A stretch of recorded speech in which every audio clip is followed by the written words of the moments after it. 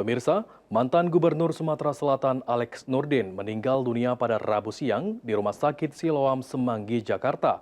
Jenazah dijadwalkan tiba di Palembang pada Kamis pagi. Berikut kondisi rumah duka di Jalan Merdeka, Palembang.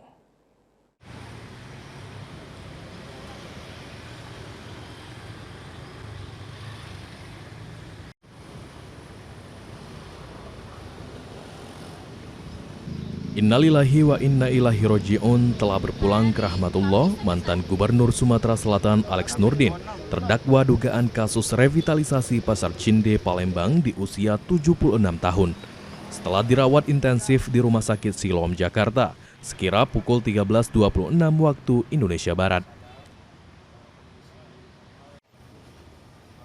Dari pantauan di rumah duka yang berada di Jalan Merdeka Palembang, tampak pihak keluarga dan kerabat sudah mulai berdatangan. Terlihat juga papan nama kematian dan bendera sudah dipasang.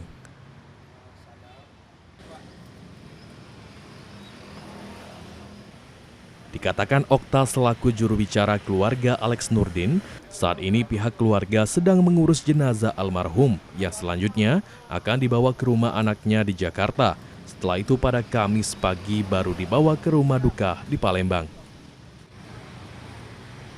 Jenazah almarhum Alex Nurdin rencananya akan dikebumikan ba'da zuhur di tempat pemakaman umum Kebun Bunga.